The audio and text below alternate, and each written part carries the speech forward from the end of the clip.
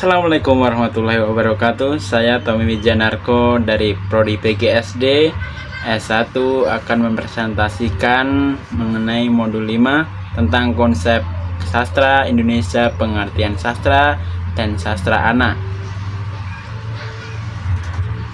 Di mana dalam Kamus Besar Bahasa Indonesia tahun 2001 pada halaman 101 sampai 102, sastra didefinisikan sebagai bahasa atau kata-kata gaya bahasa yang dipakai dalam kitab-kitab, bukan bahasa sehari-hari menurut Jacob Sumarji dan Saini pada tahun 1991 pada bukunya. Sastra adalah ungkapan pribadi manusia yang berupa pengalaman, pemikiran, perasaan, ide, semangat, dan keyakinan dalam bentuk gambaran konkret yang mengingatkan pesona tentang alat bahasa. Sedangkan sastra anak adalah karya seni yang imajinatif dengan unsur estetika dominan yang bermedium bahasa yang baik lisan maupun tertulis yang secara khusus dapat dipahami oleh anak dan berisi tentang dunia yang akrab dengan anak-anak.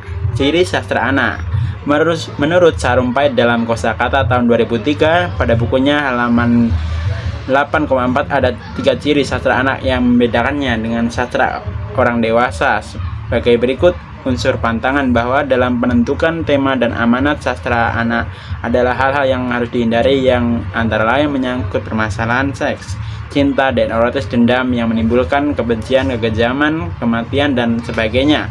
Penyajian gaya secara langsung dalam sajiannya cerita dideskripsikan secara singkat dan langsung menuju pada sasaran. Artinya, kalaupun ada pemaparan sifatnya tetap dinamis dalam ruang lingkup persamaan yang tetap jalinan fungsi terapan bahwa dalam sastra anak sajian cerita yang ditetapkan harus bersifat inovatif. Dia mengandung unsur-unsur yang baik bermanfaat bagi sebagian pengetahuan umum maupun keterampilan khusus. Genre dan fungsi sastra. Genre sastra adalah istilah yang sama untuk merujuk pada pengertian jenis sastra. Dengan kata lain, genre sastra termasuk sastra anak yang sekarang banyak terdapat di masyarakat, terdiri atas cerpen, puisi. Kedua buah genre sastra ini berbeda dengan kehadiran tokoh yang dapat dikelompokkan menjadi 3 jenis sastra anak yang menentahkan tokoh utama yang berasal dari alam benda mati, misalnya batu, sungai, air, sepatu, dan sejenisnya. Alam berbeda hidup yang bukan manusia, misalnya nama binatang, tumbuhan alam, manusia sendiri, misalnya bawang putih, bawang merah, tokoh Cinderella. Cara membaca dan menikmati karya anak. Dalam Kamus Besar Bahasa Indonesia tahun 2001 pada halaman 47, apresiasi definisikan sebagai kesadaran terhadap nilai seni budaya, penilaian terhadap suatu yang menaikkan nilai barang karena harga pasarnya naik atau permintaan barang akan bertambah. Apresiasi dalam dunia ekonomi. Secara spesifik, Santosa tahun 2003 pada halaman 8.15 memberikan 3 rumusan apresiasi sastra anak sebagai berikut. Apresiasi sastra anak adalah penghargaan terhadap karya sastra anak yang didasarkan pada pemahaman apresiasi anak. Penghargaan atas karya sastra anak sebagai hasil pengenaan dan penafsiran, penghayatan, dan penikmatan yang didukung oleh kepekaan batin terhadap nilai-nilai yang terkandung dalam karya sastra anak. Apresiasi karya sastra anak adalah kegiatan menguli cipta sastra dengan mengunggah sungguh-sungguh sehingga tumbuh pengertian, penghargaan, serta kepekaan pikiran kritis dan kepekaan perasaan yang lebih baik terhadap sastra anak.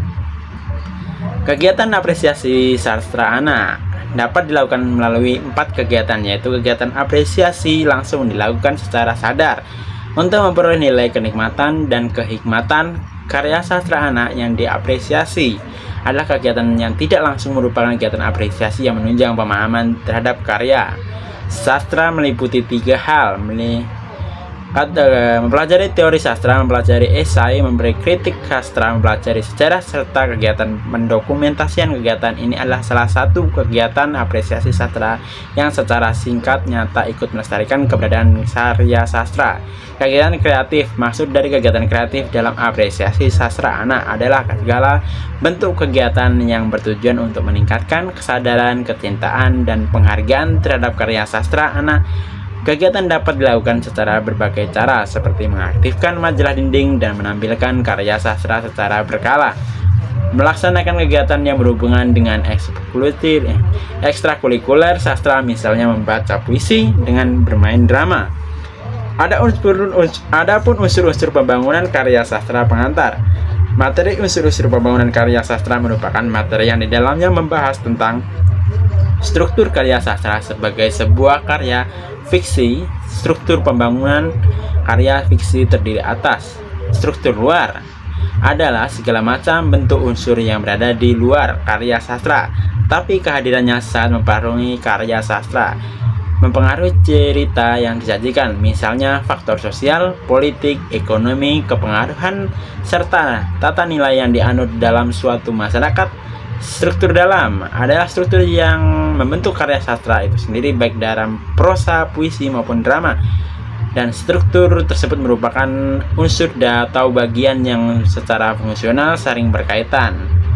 Unsur-unsur intrinsik prosa, tokoh, tema, alur, latar, atau tanda setumpuk gaya, penceritaan, pemilihan materi, bahasa, pemakaian, ulasan, pemanfaatan gaya bertutur, pusat pengiasaan. A. Pengarang sebagai tokoh cerita, B. Pengarang sebagai tokoh sampingan, C. Pengarang sebagai orang ketiga, D. Pengarang sebagai pemain atau narator. Unsur intrinsik puisi. Unsur-unsur intrinsik diantaranya unsur-unsur intrinsik bunyi, persajakan, orkestrasi, kisaran bunyi, unsur yang saling berjalinan untuk memperoleh ekspresivitas secara intensif.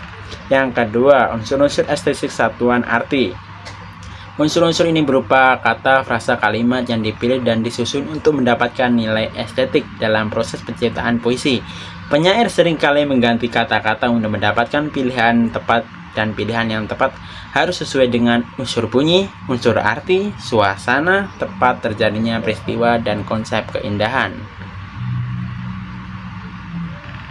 Sekian pemaparan modul 5 dari saya. Apabila ada kurang lebihnya saya mohon maaf. Billahi taufik wal hidayah. Wassalamualaikum warahmatullahi wabarakatuh.